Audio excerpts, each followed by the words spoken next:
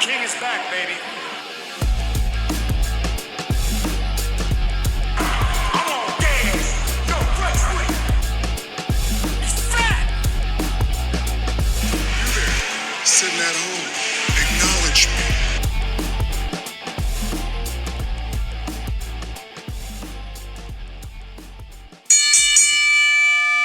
Hey, what's going on, everybody? Welcome to another episode of the Turnbuckle Weekly Podcast. I am, as always, your host, Casey, and with me is my co-host, Leon. Now, normally I would completely just dump on this guy, but I wanted to start our show off with just a little shout-out to Mad Max. That's my boy. Always will be my boy. From what I understand, things aren't great. Hope he pull through. That's our best bet we can have here. But I don't want to bring it down too much. I just wanted to say that I would feel remiss if I didn't, because that is my boy. I love that dude so much. I will tell anyone who will listen to me. He offered me an hour of his time like last year before the baby was born when I was trying to do this again. And that hour turned into almost 3. I made a little Facebook post about it because we as humans feel like when something bad happens to someone we love and someone that we admire or look up to, we have to make it about ourselves. And I definitely took my opportunity to do that shamelessly, because I will give that guy his flowers every single day. But without further ado, because we're going to get into some fun now. See, because today we complete the bingo. We do. We complete the Dynasty bingo. We've had them all. We started with Max. We had Dash. We had Munchie. We had Santos. And and now today we have... And this is a new one for us, because we were asked to do this show. Yeah. Like this, we were asked, which made us feel good. This episode makes my nipples hard, because this is the first time I found out that somebody actually listens to us yell into a microphone. That's right. And I'm an egomaniac, and I had terrible parents. So without further ado, Matijah Montana in the studio with us today. How you doing today, buddy? I'm doing pretty okay, you know, with everything that's going on tonight, best I can do, but I'm doing pretty all right, I believe, and I'll try to hold up best I can. Yeah, because, for those of the listeners who may not be familiar, like, you're linked to Max forever. Like, I mean, there was I don't want to say stable, because it's like, it's overused, and so is faction. There was a group. Which is the bingo we're talking about, and Mex was your wise man, your oracle, your Paul Heyman, y'all's advocate. He was the guy walking you out to the ring, telling you what to do, and then he picked Santos. Santos? Really? Like, he picked Santos? But, like, so you guys are forever connected. So I just really want to just start there. That's the best place to start, is just, at the beginning. So how did you get started with WWA and then going into getting connected with the Dynasty? I got you. Yeah, so honestly, with the WWA, the way I kind of started it is, I kind of became a wrestling fan kind of like later in life compared to some other people, because I know that, Sugars and some other people kind of mentioned that how their first wrestling memory was like John Cena back in 2011, whenever they were like 6'3", their entire life. For me, I actually hated wrestling whenever I was very young. Like, my cousins would watch it, and I thought it was really dumb. I didn't get the point of it. In reality, I wanted to watch Dora. I was a very flamboyant little kid. I did not want to watch wrestling at all, which looking back on it, kind of annoyed me, because I remember specifically they were watching like the feud between Cena and Punk, like some sort of Punk feud, and I was like, nope, I don't want to do it, not for me. So I actually got into wrestling back in I think whenever I was 13 finally, because I met one of my closer friends at that time, Seth, and he introduced me into it. I believe he first showed me because he asked me if I watched wrestling. I said I didn't care for it, and the first clip he showed me to try to get me into it was the 2017 WrestleMania Hardy Boys return. That's a good one. It instantly hooked me. I was like, how everyone's outfits, the crowd reaction, how big it was, the whole ladder match was just, it just hooked me entirely. and he was telling me that there's this local promotion, around the area called the WBA. And I was like, well, we have to go, tomorrow. We have to. There's no way I'm not going to do that. So I first went to the Coliseum shows back in about like 2017, 2018. And I'm trying to think. I believe, I just instantly had so much fun with it because obviously, compared to WWE and everything, having didn't know anything about wrestling, but actually going to a live show and just being able to interact with everybody, I thought it was the coolest thing ever. I was also terrified because I was this little short, stuttering, little chubby kid. So since I tried to yell at the heels, got made fun of instantly. I was like, you know what? I'm gonna just be quiet. I'm gonna just chill out.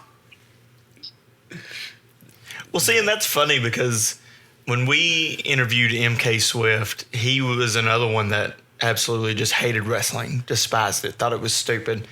And for him to be where he's at now, the national champion, getting booked on other shows, different promotions, the date of Halloween Hell, he is fighting Snyder on another show in Bowling Green. And, to see where he's at now versus where he was when he started, do you ever get that same feeling of like, I can't believe I hated this, but look where I'm at now? I mean, obviously, you're out hoping you come back soon because we started going to WWA Independence Day after you had already gotten hurt. After your injury. So we haven't really got to see you work. But was there ever a chance where you're like, man, I've made it and I can't believe that I'm here now? Oh yeah, absolutely. It took me a little bit to get there. Training definitely took me a little bit. Trying to get like an actual character for me and try to figure out what I want to do personally. But once I got there in front of the crowd, it's like, looking back to the point that was just about 5, 6 years ago, I was just in the same position as some other people were, in the crowd just watching people perform. It's like it's kind of crazy to think about. It's like if I told my little 8-year-old self that I was doing that, I'd probably be like, it's so fat, But one of the things, it's just the coolest thing ever. I really love it. See, and that's where the business gets kind of weird, is because you can also have the opposite effect, like I did, where you're like, I love this for my whole life. I have loved wrestling as long as I have been able to like something. I've never gravitated towards anything as much as I did towards wrestling. I ate, slept, I shit wrestling all the time. It was 24 hours a day. I was watching WrestleMania 17, 18, 14, 13 on VHS tape because Mama would go and rent us VHS tapes. They were super cheap back in the day.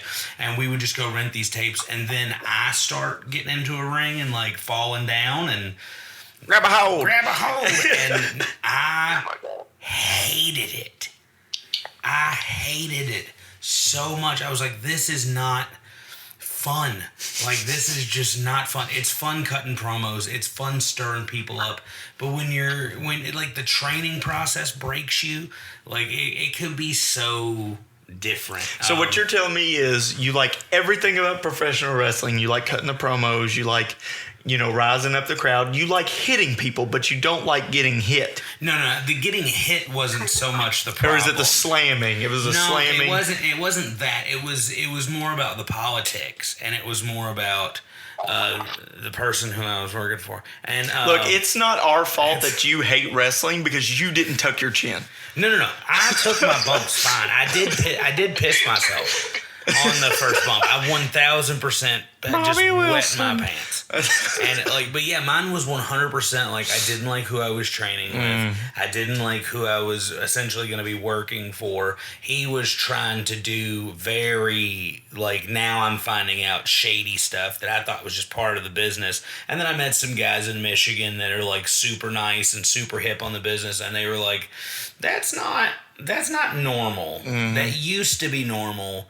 that's not how we do things in the 2010s. I'm dating myself. In the 2010s, I was an adult, and so it's like that's not how we do it now. That's old, and that's what I really enjoy about the WWE is we get stories like this about like, oh, I started training and I love it, and I started working on the shows and I love we have these fans and everybody says what they want to. They all disagree with Chris from time to time, but like that guy runs a good show. Yeah, he and is. He's loyal. He's got a mind for it. He's got a mind for it. So with that being said, like we talked about Max, we mentioned him for a minute. You got Chris Waddell, Ray Waddell, Bo Sawyer. You got veterans. People have been doing this for years. Snyder. I always forget about Snyder because Snyder looks like he's not in his 40s. He looks good. He looks great. He does. He looks better than me, and he's 10 years older than me. So how do you feel that helped just being able to sit down and drink from this fountain of knowledge that locker room has? I feel like the biggest thing that helped with it is like the whole sense of like not taking yourself as seriously because like I said, because Chris, like my trainers when I first started was Jones, Tyler Hawkins, and who is it? Actually, yeah, just those two mainly when I first started. Forget about Jones. Yeah, I know. Kind of ironic seeing what happened later on with Jones, but right. So yeah, they both started training me, and I believe at that time Jones has been wrestling for 6 to 8 years. And at that point, like when I first joined, I was like. I've been a wrestling fan for about 3 to 4 years. I've been trying to soak in everything I can, every information I can. But I still wanted to take myself really seriously. I wanted to be like a super serious badass character. I wanted to do this, that, and just in reality, I wanted to make myself look as cool as possible. In reality, with wrestling, everybody wants to do that, and that's just not how it is really. Because every character is different and has a role. And with that, sorry, I'll take a quick. No, you're good. Being able to talk to all the veterans and try to pitch ideas and them ultimately being like, that's really stupid, don't do that. That honestly really helped me more than anything because the amount of times I'll talk to someone around my age or someone that about my ideas that I have. And they're like, yeah, it's really cool, man. You should do that. And then I'll talk to Chris or Ray or anyone like that. And I'll be like, I have this idea. And then I'll talk to them about it. And they're like, that is the stupidest thing I've ever heard. Don't do that, please.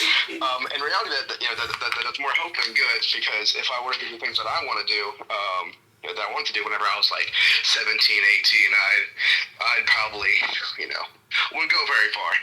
Right, like you need that guy. You need the guy that's gonna be like, "Hey, listen, respectfully, don't ever do that." I try to do that for this guy over here. He runs everything about wrestling through me. Like he was like, "I want to do this. I want to do this. I'm thinking about this." And most of the time, I nod my head and I go, "Mm-hmm," and I listen to what he's saying, and then I think about it for a while and I go back to him and I'm like, you should not do that. Do not do that. I was like, you will think that it's awesome now. And then when you get in and you've had the hindsight go to kick in, you will realize that was the worst thing you've ever done. My entire wrestling was just, I should have done all of this very differently. And cringy to a point. And so you need that. Somebody to be like, don't do that. Do this. You should do this instead. Now, if you go out there and you do what they said and you do not get over, okay, maybe let's have a conversation about what we could do differently about that. But always give it a shot. I mean, it's always the best thing you could possibly do, especially because you guys are young. Fairly young, especially you. I just found out today you're 20. Yeah, you're younger than I am. What a shocker. He asked me. He's like, "How old is he?" And I was like, because I told him before, and I was like, he looks really young. early 20s, and he goes, "No, I think he's older than that. He's been around for a minute." And I'm like, "No, I'm pretty sure he's around Sugar's age." I was like, "Ain't no way." I was like, "He's got to be at least a couple years older than Sugar's." Not like less than a year. So I was like, "Oh, okay." I was like super young, which is also seeming to be like a thing. That's a trend there. Like, there's so many young guys. I'm noticing like the young guys. I mean, of course, you guys are a little bit on the younger side, but even like Dash was like 21, 22. Yeah. Like young guys in there. So when you started, like, is there anybody from your tryout class that's still there? No, I'm the last one, unfortunately. Oh, wow. I mean, actually, kind of. It's a little rocky because trying to think. My tryout consisted of about I believe 7 or 8 people. But I'm the last one from the tryout. But about like a week or two after my tryout is whenever Santos joined. Because I'm pretty sure, people know the story of how he basically kept talking to Chris. Just kept saying Chris's matches, even though they weren't the greatest, at all. He still wanted Chris to get. Wanted Chris to give him, critiques, hey, is there any way I could do better? So eventually, after my tryout, he was like, asking us to go ahead to join. There was that. Falcon actually, joined a little bit afterwards too. But since then, they focus more on announcing than wrestling. Of course, they'll still have a match every so often, but besides, Santos been attacked into technicality on the last one.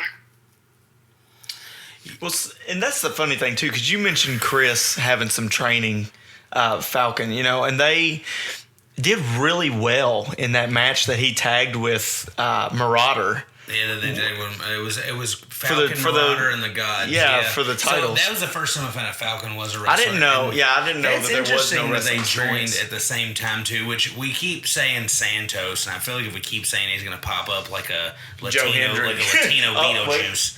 He ain't coming through my door. So I do want to get into the dynasty. So we've got, you've started in, Santos joins after, Dash, I'm imagining, has already started at this point or about to start. And then you got Munchie, and then Mex. So how did that happen? Because my Caucasian ass, decided that this one word that I can't pronounce, I'm going to find out what it means. And every time I try to say it, my tongue starts to twist up and go, "You're white. Stop butchering people's languages." Every single time, just white guilt beating me down. I can't pronounce the word, but I did look it up. And I found out that it does mean or the definition Google gave me was of mixed heritage, which I thought was interesting. Who put that together? Did Chris just start noticing, like, each one of you have, like, a Caucasian parent? Is that what happened? Was this something that happened between you guys? Because I'm super interested in the thought process behind this. I'm pretty sure that was more of a Munchie creation, if I'm not too wrong. I could be incorrect, but I believe that's more of a Munchie creation. Because we're trying to find trying to get a name for us. Because, with the all, Latino group, we need, a name that's not just a rip-off of the LWO, to some aspect. So, I believe Munchie and all of us kind of realized that every one of us, besides Mex, we're half white, half Mexican. And so we're trying to find something similar to that. And, I believe they brought up the word mestizo. And, compared to every other name that was pitched, it stood out. I feel like it could, mesh out well, and it described basically all of us, but Mex. So, right. And of course, they added Dynasty on top of that, and then out of all the names we heard, we were like, it's almost instantly stuck. We were like, yeah, that's the one. Has to be. I thought that was really interesting. It's something we said to Chris off air because we were talking about. He asked us who we had next. And we told him, and then we said something to him afterwards about, like, hey, we're going to be doing a live one with Munchie eventually. We've got the venue, but it's about the time now because the venue's open to us at any point that we want to use it. And I just said that to him. And then I was like, hey, did you notice that word, the mestizo word, do you know what that means? And he was like, yeah. And I was like, what? Why? And I was like, why is that how did that happen? Like, what a coincidence. And he was like, yeah. He's like, I don't really remember a whole lot. He was like, that'd be a Munchie question. And I was like, gotcha. I was like, I will ask Munchie. And then I never did. I pitched the reunion show to him. I was like, let's get all you guys in one room. And he was like, that is going to be a really bad idea. And I was like, why? And he's like, Santos. He said Santos. Man, if there was if we do a reunion, that'd be really cool. The only issue, having me in there, having Santos and everything, who's doing the talking? Because not really any of us is going to do the best at that. Besides, you two, I suppose. Well, I mean, my thought process behind it was let's get these guys in here and let's just let them go, because something I do find fun. The entire reason that I wanted to reach out to Santos originally, I like his in-ring work. I think he's great. Yeah, he's really good. I think I love that kid. He's awesome, man. And so I'm like, this guy's great. And then we're talking to Jen outside of the show one day. She's outside walking around talking to people, and then we get inside. She's talking to us a little bit more from our seats. And she had mentioned that everybody bullies Santos. And I was like, why? And she's like, have you ever talked to him before? And I was like, no, but I plan to. And she was like, you need to do that. And even after talking to him, I don't get it. He's funny. The kid's hilarious. But everybody on the show, nobody has done a show without being like, Santos. Nobody has made it an hour in without being like, this dude. Now look, if we have a reunion of you guys, please somebody bring him something to play with while we sit down and talk. Bring him an action figure or something, a coloring book even. He's going to have something. Oh, man. That dude was so fidget. funny. He bullied Leon out of his shoes. He did. He bullied me like I didn't know how to talk or something. You believe that? I just realized I was beating on the table. And then he's going to sit there and talk about, I think my dog wanted to interrupt. What dog? We didn't know you had a dog. Nobody knows what you're talking about. So if you haven't heard that episode where I explained the story, we were sitting there and we were having a conversation, and he makes fun of us because we don't speak Spanish. And I forgot about that. And so we're sitting there, and I ask him a question, he answers or whatever, and then it's crickets, and it's dead silent. And then he goes, oh, sorry, my dog was wanting to do something. I'm like, what? Yeah, so basically, this idea was just so I could get stoned and laugh for 2 hours. And you did. No.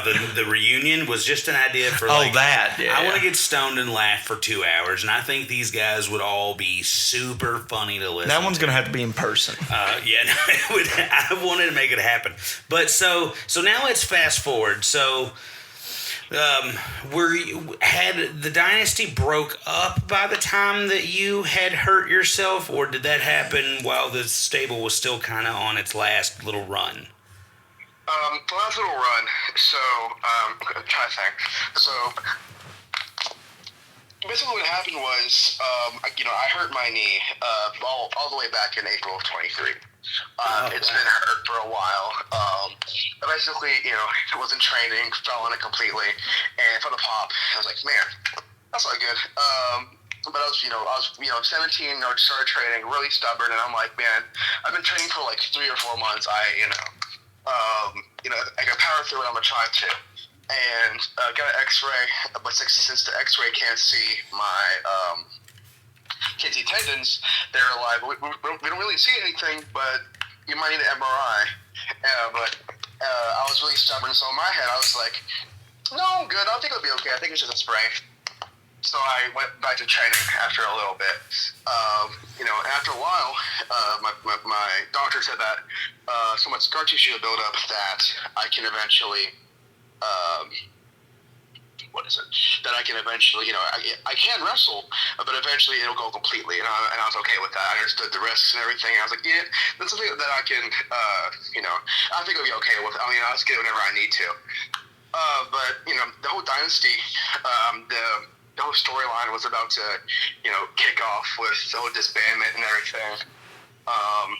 And the thing is, I didn't even know about it until like after I got hurt, because I'm not sure how inside baseball I can get here, but the best way I can say it is that whenever right before I got hurt, Chris, so right after I got hurt, I mean, some practice matches, and Chris had a meeting with me, about my injury. It was like, what's the surgery date, how long you'll be out, and everything.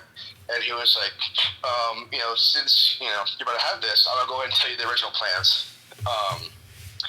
So before everything that happened, the original plan was,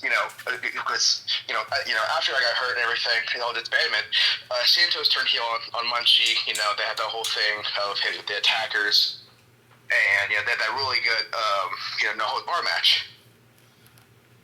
In reality, that was supposed to be me.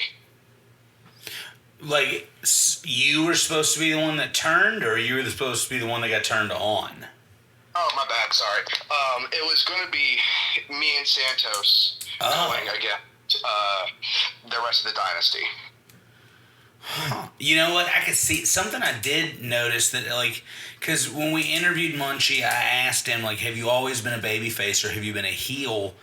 And he was like, all babyface. And I go back and look at pictures of you guys, and I'm like, this is a heel group.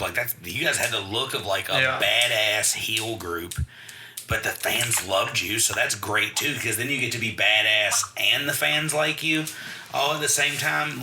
Who wouldn't want to do both of those things? But see, if you haven't noticed though, in a lot of the groups, even that are still active today, the bigger number of groups, they always have that one guy that's like, I don't really know if I 100% agree with the rest of the group about what I'm going to do. They're kind of more baby-faced than the rest of them. And you could tell looking at Munchie, he's the guy that's kind of I don't really, I kind of am different, set apart. And what surprised me was looking at Dash now compared to the old Dash when he was in the Dynasty is a complete 180. It's insane. So we've hurt ourselves. We've injured it to the point where you have not wrestled. I'm assuming since how long has it been? You said since April. So I missed surgery in April, but I got hurt March 1st. Okay, so. Is there I'm not going to be hey, how long is it going to be before we see you? But is there a timetable for return for you? It depends, really. I've been, trying to go really heavy at therapy, trying to get some injections in my knee to speed up the healing process. But I was told by my doctor that it can be anywhere between 10 months to 12 months. If possible, it can be a little bit earlier, but usually 10 to 12 is on the time frame that they recommend for ACL injuries since they're in repairs. So I give or take, So it's probably going to be next year. Yeah, around springtime next year. But you do plan to get back in the ring? Oh, 1,000%. I actually, I still get in the ring. I don't do much at all. I'll kind of get in there, kind of do some squats, walk the ropes. I can't really run them at the moment. But, I'll get in there, try to get the feel for it, just so I don't feel sad. Sad. Keep that rust off of you. Oh, yeah. My biggest mistake, though, was, I believe it was the Hartford show. I got in there, and this was a little bit after I got my brace off, finally. So I run the ropes, and it feels fine. Ran the ropes a little bit, felt a pop. It didn't hurt or anything, but, I was running, I'm going to take a bump real quick. I took a bump, and I immediately was like, I'm not going to do this until next year again. I think I'll be okay. Yeah, no, that's 100%, man. It's... People underestimate, how physically demanding this business is on you. Your knees and your elbows, and that's a lot of that. A lot of guys I know in the business, every time they're something hurts, they're always like, my knee hurts, my shoulders, my neck, my back, and then they'll be like, yeah, but I gotta go wrestle tonight. I gotta go hit 5 spears on all these different guys. And then they get in there and they're like, man, it hurts. And then they get moving and they're like, yeah. And then they get out of the ring and they're 100%. Wrestling's always had this weird culture around it that I'm hoping that we can eventually be able to get away from, which I'm noticing we are. But wrestling just has this weird culture of like, I'm going to work hurt. Mm-hmm. Like, I'm going to work hurt. That's a bad idea. Undertaker breaks his orbital bone, just completely shatters it.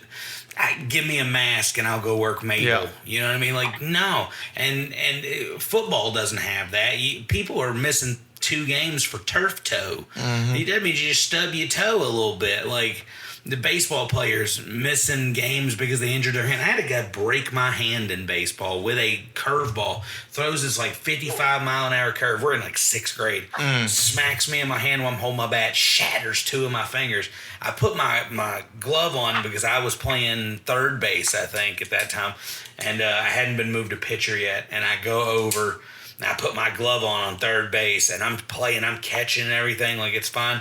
After the game's over, my mom's like, take your glove off. And I could not take my glove off. Your hand was swollen. Yeah, I was like, Mama, I can't get my glove off. And I'm scared because I'm a little kid. And I'm like, oh my God, I can't get my glove off. I'm going to die. Am I going to die because I can't get my glove off? And I was an anxiety-ridden mess always. And I'm like, am I going to die? Am I going to die? Like, is my hand going to fall off? Like, what's going to happen? And my stepdad had to get in there with a pair of shears and cut my hand out of my glove. And, like, looking at my hand, it was purple and black and blue and twice the size of the other hand. And, like, then, like, the coach was like, no, you're not playing until at least the end of the season. Even though, like, I'm an outfielder, I'm a baseman. I'll just put my glove on my other hand. I'm ambidextrous. I'll just put my glove on my other hand, and I'll catch right-handed, and I'll take my glove off. Because we had a kid who had, like, a flipper arm. I know that sounds insensitive, but that's the only way I can describe it. He had, like, a little flipper for an arm. And he was the best player on our team. And, like, his dad, if he missed something, he would like, brr, brr, brr, brr. So, like, even baseball doesn't carry something. And baseball is not even a full it's barely a contact sport at all. But wrestling just seems to have this thing of, like, oh, kayfabe, brother, kayfabe. Like, there's a certain point where I'm like, no, man, you're hurt. Admit that you're hurt. Sit down. Take the time. You can always come back. I think it's something that Karrion Kross was talking about. He said Paul Heyman asked him, what happened if we take you off TV for 3 months? Would you be fine? And he's like, yeah. Okay, what if we took you off TV for 6 months? How about a year? Could you come back and do what you're doing right now in a year? Well, of course. Then you're fine. That's the thought process you kind of got to have about it. I'm glad that your mindset is, I'm going to get back in the ring. But I wish more than anything, knowing what I know now, I wish I would have gotten back in there. I'm too old now. Don't wait till you're my age and you can't do it anymore. I took a bump the other day just playing with the kids, and I could not move. I was like, oh my God. Like, I took a real bump for them. And I was like, here you go, because we wrestle very safely. And usually it's them bumping for me. And I took a bump for him on the ground. And my 8-year-old's like, Dad, do you want me to help you up? And I was like, no, I just want you to go away. I just want you to leave me here. My neck, my back, my hips. And it was just a back bump. It was just a basic flat back bump, but it was on the ground. And I was like, oh yeah, this hurts. I forgot that it hurts. Like, it's just so normal. But I'm just, like I said, I'm just glad that that's where we are, because, that company's got something going for itself. And like I said, I haven't been able to see you live and in person in the ring yet, but I've scoured the internet. And I found enough to be like, all you guys had something. And I'm like, okay, all these guys got something going on. Like, definitely don't let that go, man.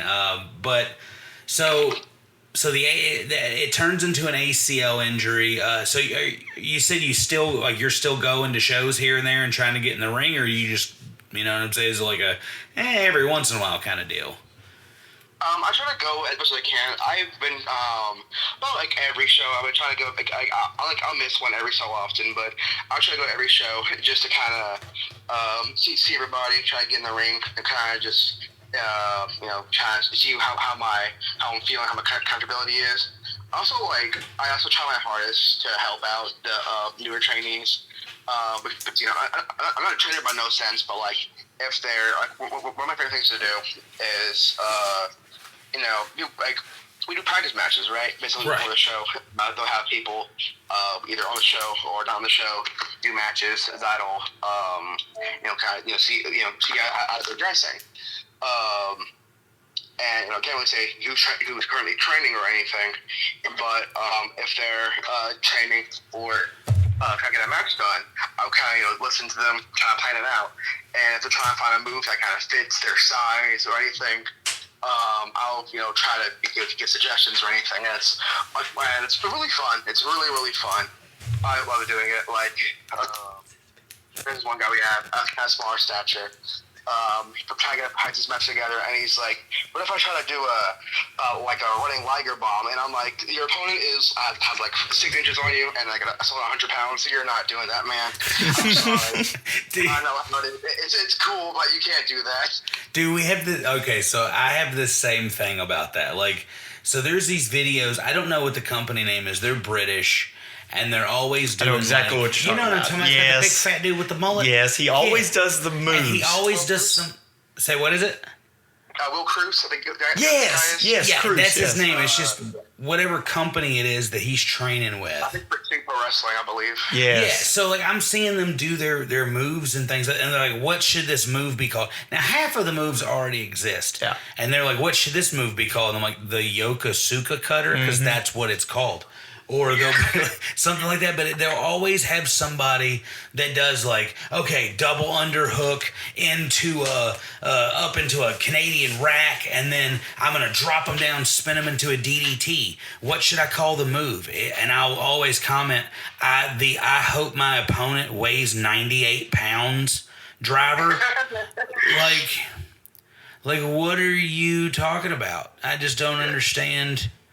I just don't understand where this idea comes. Like, I was always told, just because you can do something doesn't mean you should. And then also, like, if you're not 100% sure that you can get somebody up for a thing, don't do that. Like, I don't want to see, if I were to see somebody like, I don't know, Beretta's a small guy. If I see Beretta go to powerbomb Bo Sawyer, I'm going to laugh as hard as I can. Like, dude, you're not getting him up there. Stick to your thing. I also, it's just that's I'm a stickler about wrestling. Everybody knows that. Listen, I'm a Cornette guy. Yep. So you can imagine what it's like around my house on Wednesday nights Corny. when I'm watching AEW and my ex-wife or no, Easy, Santos. then- Chill out a little bit. Hey, listen, I've had a rough day, and then like my ex-wife will call me and be like, Sam wants to watch, AEW, what channel's it on, and I'll do it, and then I'll hear Sam in the background going, is Dad watching AEW? And then she'll be like, that's what he said. Why? Yep. He hates that stuff. And I'm like, no, man, I gotta watch it and I gotta critique it. That's something I like about going to WWA shows, is I don't have to see 5,000 Canadian destroyers in a match. Super kicks. I don't have to. Yeah, I don't see super kicks like crazy. Dakota France, but he does a pretty That's good one, in so his we'll let him have moveset. it. That's Yeah. in his moveset. Yeah. Yeah. But you don't see one like, oh no, it's and this is gonna There's offend something you. for everybody. This is gonna offend you, but that's okay because you usually pick on me. What was you gonna say? It's not like NASCAR where all you see is a left turn. That is not. Just like how all you see in AEW is super kicks. In WWA, you get to see a variety of different moves, and I love it. First of all, give me just 1 second here. I'm gonna have to educate this man about stock car racing. Are you going to call me a plebe again? No, I'm going to tell you Oh, something. okay. First of all, raise hell, praise Dale. Threes in the air all day. Earnhardt's my boy, will always be my boy. No. The Pinkies three, up. The three in the air. Always the three in the air. Number two, there is so much more that goes in a NASCAR than turning left. I cannot. Oh boy, I'm gonna take you out to Whitesville. I'm gonna take you out to my neck of the woods. Take you out racing and put you out in all the middle of them cousin screwers and be like, he said it's just a left turn, and watch all these inbred Ohio County people just swarm on you. Hey, I hate to tell you, but I am different from those people, but that is my area too. Whatever. No, you're from Muhlenberg County. That's a whole other Negative. thing. Don't I was talk to me about born in Madisonville, but raised in Fordsville, so leave me alone. that. Oh, Fordsville. That's not any better. Leave me alone. That's not any better. I said my ex-wife, and then she just called me, so I had to Nice. go poop on that one. Yep. But anyway, so while we're talking about moves, something we like to talk about here because we're big finish nerds. We love a good finish. I do. That's what we're always talking about. Like anytime I'm like, oh, you got to check out this wrestler, and he's like, what's his finish? So for you, when we're talking about like seeing a dude go up for a Liger bomb and the guy's way bigger, and like you're not gonna get that off. So what was your mindset behind what you ended up landed on for a finish? For me, honestly, I've had like 3-5 different finishes because in training I can never really decide on one because I'm like really bad on like I'm like the most indecisive person ever. Like I have so many different ideas, and I'm like I like this one, but I'm gonna do this. So originally, my finish, I've had a bunch of practice matches. I believe my first one was like a running power slam. Like Strowman style. Yeah. But then I was with me, being like, I'm not like super short for the company, but like, not like as tall as Braun is, not as imposing. I feel like, doing that as like a normal transitional move would be better. So then I switched over to doing a lariat, like Rainmaker style. So I used to do that for practice matches, and people said it looks nasty because I'm a big fat dude. If I'm I would intentionally throw my entire body into it opposed to just throwing an arm. So like the amount of times I would like hit it, roll through, and then I would look back at my opponent and they're on their upper shoulders. I was like, yeah, that's it. I remember specifically this one time. This is like all the time that was going to debut, but they're trying to figure out a character for me. I was doing it as a finish, and then Clay went up to me, and he's like, "Listen, man, honestly, you can go ahead and just take it at this point. It's better than mine." He said that his own words. And I was like, you know what? I appreciate that, but then I realized that he'd been trying to get it over for a long time. And then he, had a shirt made of him doing a short on clothesline. I'm like, if I feel like if I just, take it as a finish and, he stops doing it, that's kind of disrespectful.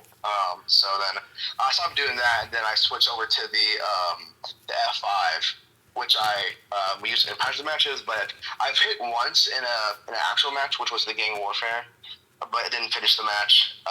And then, before I had a chance to use it, and beat somebody with it in the actual, in front of a crowd, tragedy struck, so that's where we're at now.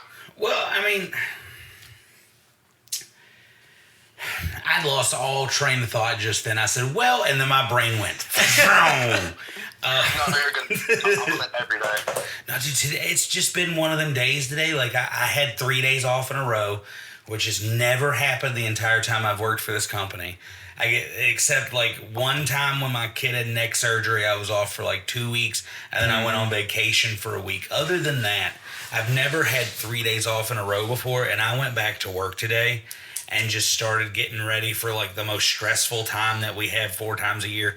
And then I'm sitting there all day being like, keep the podcast in your head. And all I have done is repeat my questions to myself all day long. And I was like, as long as I stick to the script, my brain will continue functioning.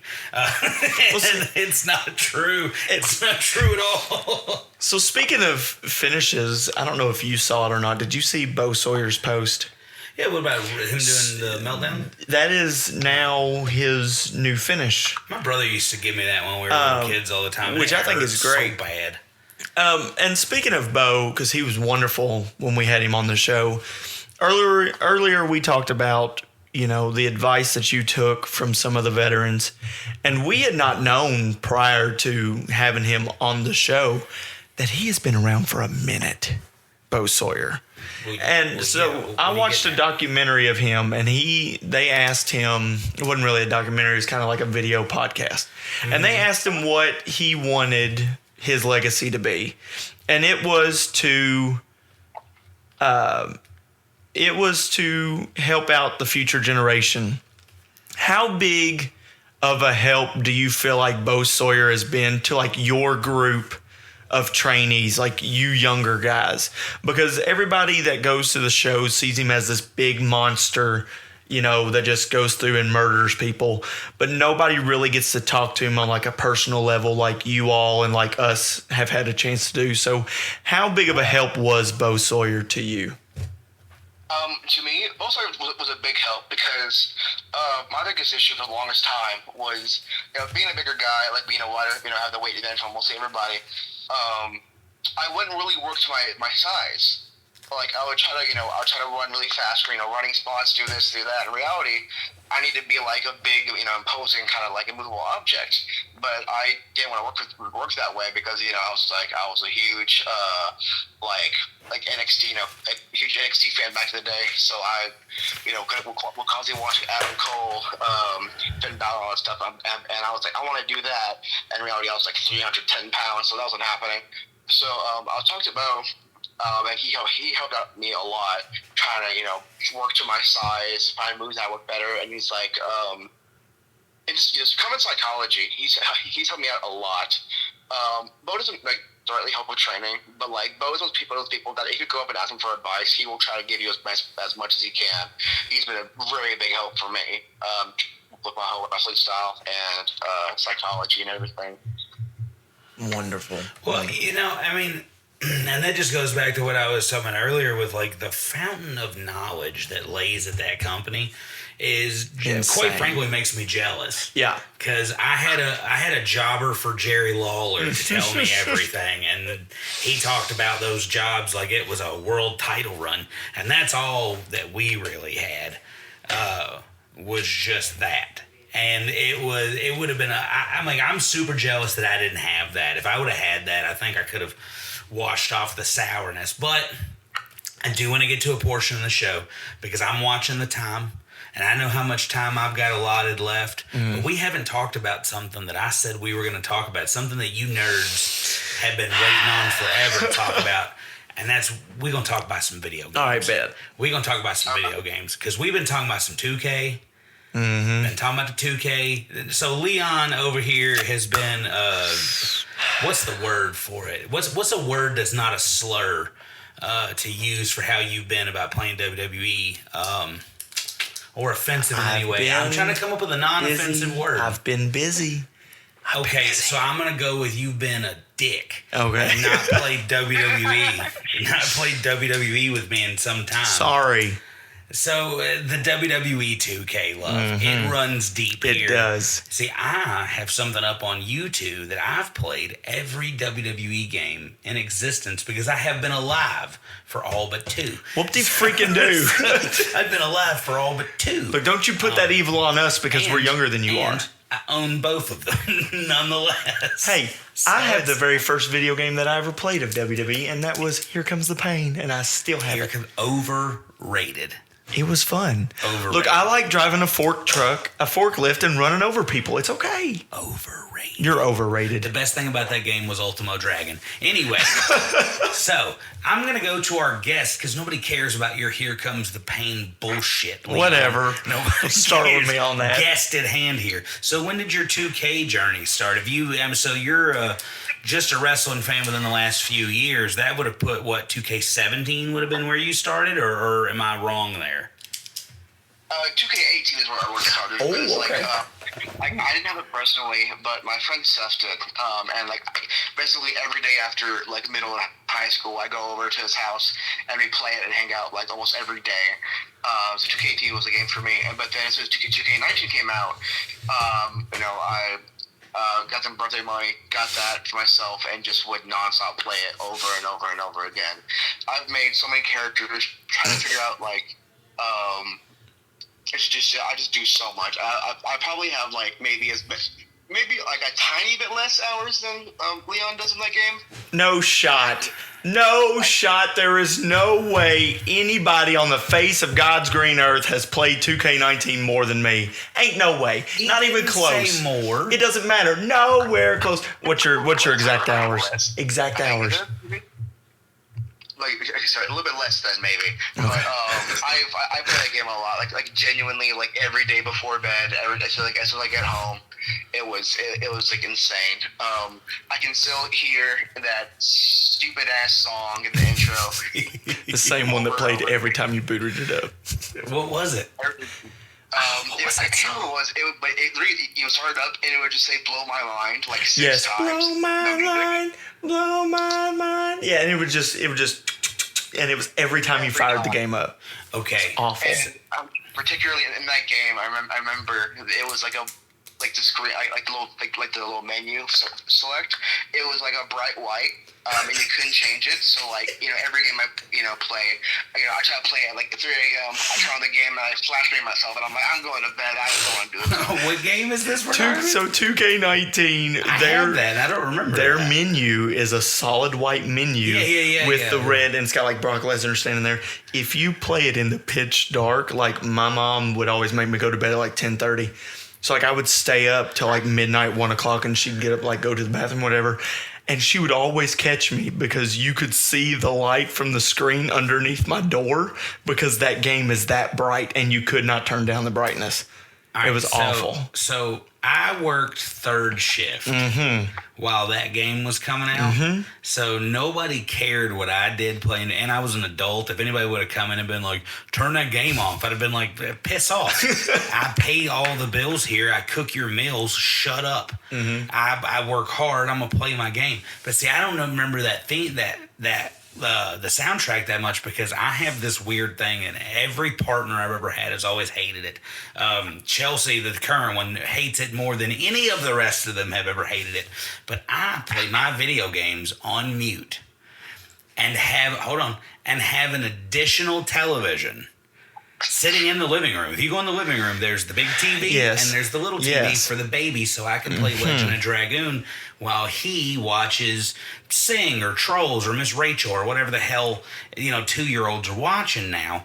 Like, so he's watching that, but when he's not in the room and it's just me and he's asleep and Chelsea's on the couch, she will look up and I will have like, I don't know, Hell's Kitchen playing on this TV or some Gordon Ramsay show. I'm playing my video game and I've got one earbud in listening to a podcast.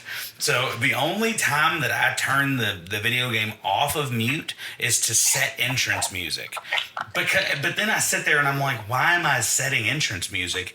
I can't hear it. So, and I turn entrances off when I wrestle. So, I'm the most infuriating video game player ever because I play 5 video games and I'm always having 2 other forms of media while playing. You do realize that you and I have known each other for a couple of years now, and I have never, ever been notified about that. And now it makes me want to hit you with my car.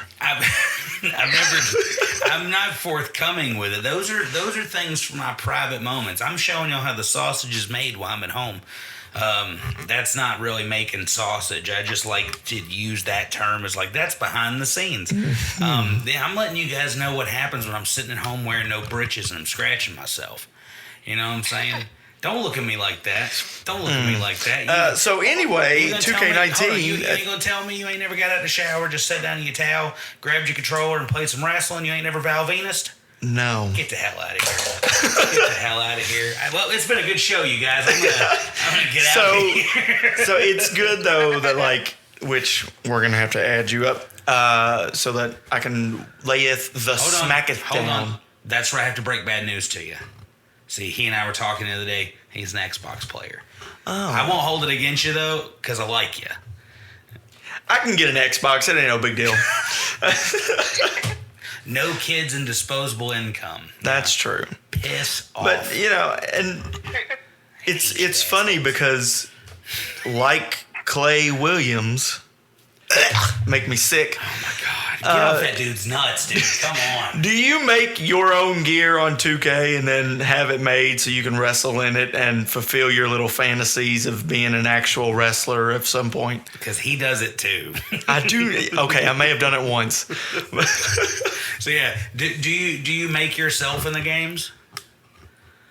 I do. I've made That's what's up. I'm trying to figure out different characters for myself. It's like I'm really bad at visualizing. I'm not sure if it's a what's the word here? I'm not sure if I have the thing. I can't really visualize stuff really well in my mind. So I kind of have to to remember everything. I kind of have to put it into an actual either a drawing or a visual space. So I would make my gear in the games, or make a bunch of kind of character ideas. Trying to different looks. So I have like six characters that are just myself, copies of myself with different gears, different looks. Just trying to, just different ideas that I had. Some of them good, some of them not so good. But yeah, my first set of gear that I did make on 2K because I had to, we're trying to figure out something to do, that would fit me. It's going to kind of make me stand out with the Home Caesar Dynasty. So I try to lean into like a Samoa Joe, so it's kind of shorts style. Yeah. For the and then I made on the 2K, and then I made on 2K. Sent a picture to like a gear designer after I explained it to. They made up the design, then sent it to a gear maker, and then that's where we got it. What, do you use Ray to make your gear? I did not know. I was since I was kind of told about the debut, we're getting closer to the debut date. Me and Dash needed gear fast. So there's this guy, Luis Lopez. I'm pretty sure he's a gear maker down in Mexico or around that area, Texas, I believe. Who was really fast, really cheap, but you can kind of tell a little bit because my gear, both me and Dash's gear actually turned out really, really well. The issue was the gear isn't what we really ordered. We ordered it and it was some slight differences, but the differences in it, also still looked good. But for example, Clay, whenever he got his tights at this last at the Nevo show, he got them from the same guy, and they were not what he ordered. The design, yeah, but otherwise, the colors, the material, and everything, it was different. Thankfully, it still worked, but it was just not what he ordered. So I'm trying to go through either Ray or a different gear maker whenever I eventually get new gear made, because I'm going to have to get, trying to get some gear that pushes away from the whole Dynasty look. See, I turned Leon on to E-Lucha because I always make fun of him for this, and I had to make sure to tell Chris and Ray so they could both shame him properly. What? You told them? Yes, I told them. What? Told them that you had your gear made before you even taken a bump. Yeah, Leon has a full set of gear on the way to the house. And I already have one set of gear here. Yeah, one set of gear already here, and then he pitched his gimmick, and Chris is like, hold those woo horses. He was like, hold on to that. I appreciate your enthusiasm, but chillax. So what I've told him is well, hey, listen, you get your tryout done, you train, you can go work somewhere else. You don't have to be the same guy. You can go there and be like, hey, I got this character I've been working on. Can I do that here? And if they say yes, they say yes. If they don't, you got to be yourself. It's whatever, dude. I know a guy who literally would switch between one gimmick to another. And depending on where he went. One company would book this gimmick and one company would book this gimmick. And he would work with both at the same time. One was face and one was heel. Wow. And it was wild. And he also used to make his gear on wrestling games. So I thought it was funny. See, I make my gear on wrestling games, but it's khaki shorts. And some Jordans, a ripped T-shirt of a band, a band tee. That I've got so many logos in my 2K thing of a day to remember, Kubla Khan, Kiss, Kill Switch Engage, so many metal bands, couple hip hop bands, because I listen to a lot of hip hop. I was taking one of our coworkers home last night, and she's usually hearing me in the back listening to death metal while we're working. And as I'm driving home, I'm listening to Kevin Gates, and she's just staring at me the whole ride home. And I was like, "What?" And she goes, "Do you listen to hip hop?" And I was like, "I love rap. I was raised around exclusively Black and Latino children. Yes." I am connected to two cultures I have nothing to do with because my parents lived in these neighborhoods specifically. Yes, we picked up on hip hop. We picked up on things that most Caucasians aren't hip on. And it's not just heavy metal. I didn't learn about heavy metal until I met my dad. And my dad listened to Motley Crue and stuff like that. And then my brother one day was like, hey, I found this band called Slipknot. Look at them. And they scared the shit out of me because I was 8. Me too. You were scared of them too? I believe I was I think 7 or 8 years old, and my cousin, his name's Christian, he was a huge metalhead, and he showed me the band, and I think we used to beat the shit out of each other. What is it? He showed me, and I was like, music's good, and then I watched the video, and I started crying, because whenever I was younger, I was raised super, super religious. Same. I remember I have this one really embarrassing memory. I think I was in second or third grade. I had the social skills of like Tyler Santos. So it was a little rough. Poor guy. So I had to. I remember typically, I was in class. We were learning about something, and I raised my hand, and I'm like, "When do we start learning about the Bible?" And she's like, "We don't really do that." And I'm like, "Well, you should." And then I was like, "Oh my gosh!" But yeah, like I said, I haven't been recently. I haven't been to church or I've been really religious. Like my family still is like, so I'm like, oh, if they want me to go, I'll go every so often. But I kind of been a bit more distant with it more than anything. See, that's what. Yeah. No, go ahead. Finish. No, you're good. But yeah, but pushed away a little bit due to personal reasons. But I used to go a whole bunch. But yeah, like a little core memory. But yes, it's sometimes going to show your crap out of me. But along with that, speaking of my cousin Christian, I didn't watch wrestling at all or anything. But this one time, he was like, we're both cousins, first cousins at that. So I remember this one time we got to a fight. And he like, I think I was like maybe 11 and he was maybe 12. He tried to go for a double leg takedown on me. And like, I never watched wrestling. I don't know any moves. But somehow out of instinct, I like hook both of his arms and I give him a shoot pedigree onto his like floor and knock him out. And I'm like, I didn't mean to do that. Look, me and my brother, we lived in this, like, we grew up in the projects and everything, and we had this group of white kids move in. Now, me and my brother were already immediately threatened. We were like, whoa. We're the white boys in the neighborhood. Now there's new white kids moving in the neighborhood. We're going to have to go and show these guys why we're the ones that matter. I don't know what our weird logic behind it was, but, like, my brother could fight. I could not fight at the time. Now, it's still kind of a bitch, but like I could throw enough to protect myself. Like I could get out of a jam or two as long as it's fine. So my brother's like, we're gonna have to fight these guys. Well, come to find out, they were racist. They were super, super racist, and they called me and my brother N-word lovers, which we were like, I mean, yeah, we love. They're awesome. Like, what are you talking about? Like, we were like, like these guys are great.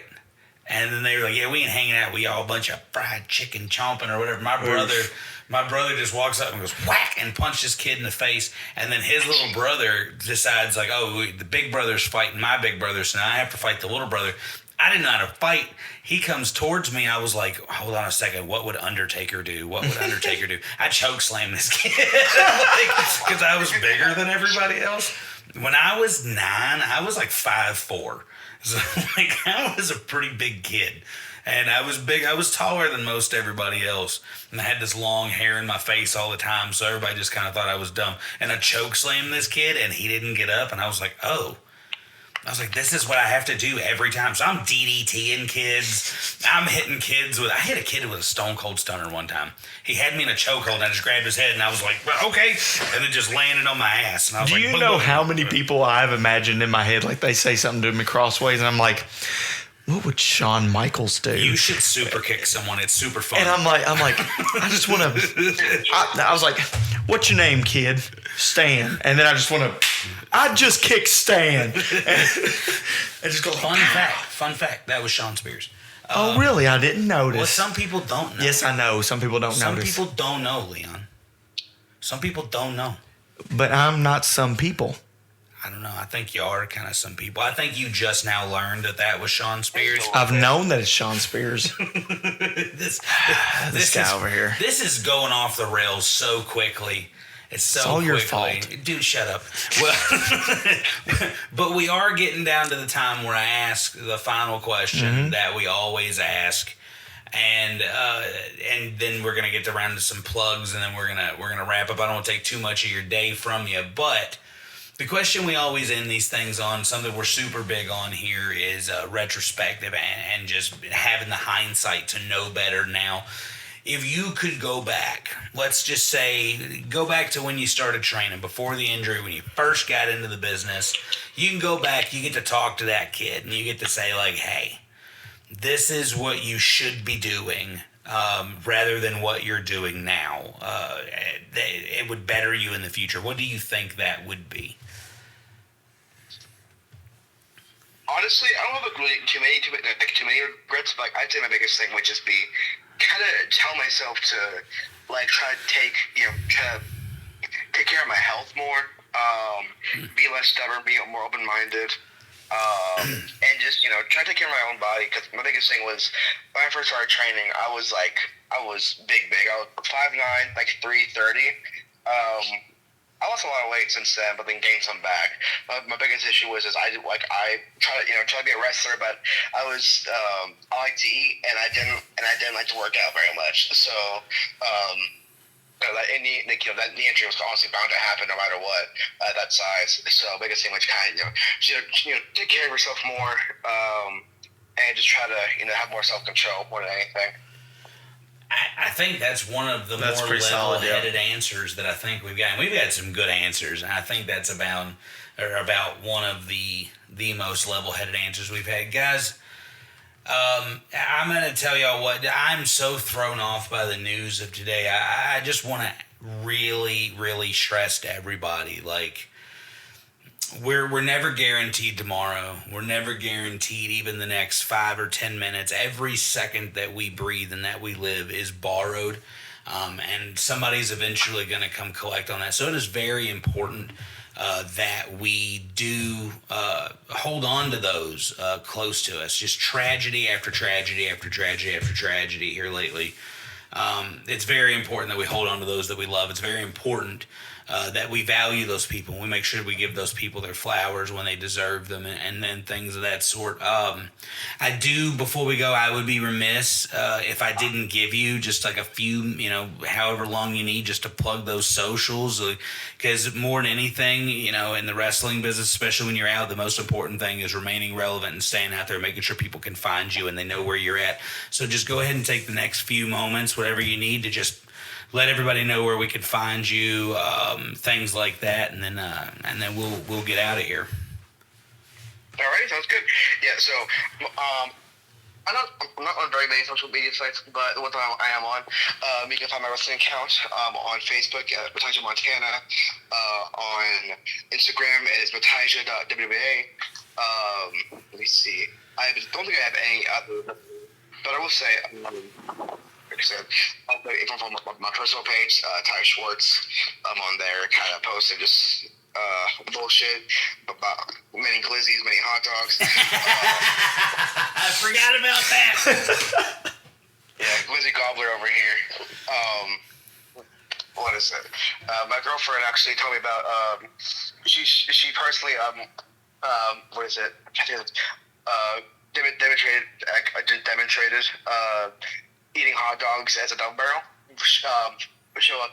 So what she'll do is she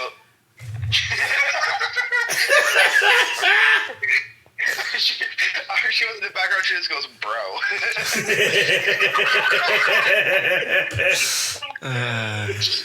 Look, what's funnier about this whole thing is you can't see Leon's face right now. He has no idea what we're talking about, and I love it so much. But yeah, essentially, literally all it is just like putting 2 or 3 hot dogs in a single bun and just eat it that way. Yeah. And, she calls it double barrel, triple barrel. Bro, no. It ruins my stomach, but it tastes good, so I can't even deny it. Listen, that's what you do. She just has those hair. She's really good in the Owensboro area. So actually, let me ask her real quick if she wants me to.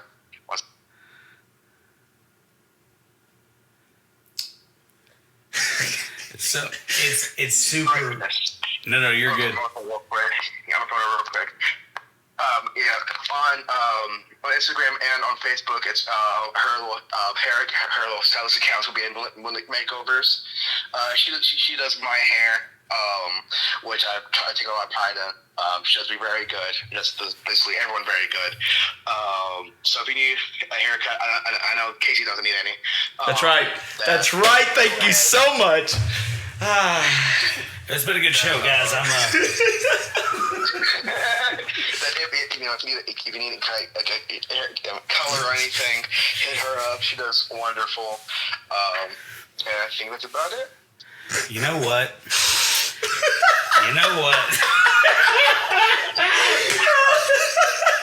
Not only does Casey need hair, he needs all the grays turned black too. Hey, listen, I'm salt and peppering with grace, you dick. All right? You got insulted by Matijah Montana on your own podcast. You know what? That's perfectly fine. That's perfectly fine. You guys, and you eat hot dogs with your Oh, yeah. So I had been getting Leon with the whole Leon eats hot dogs with his butt thing. You do.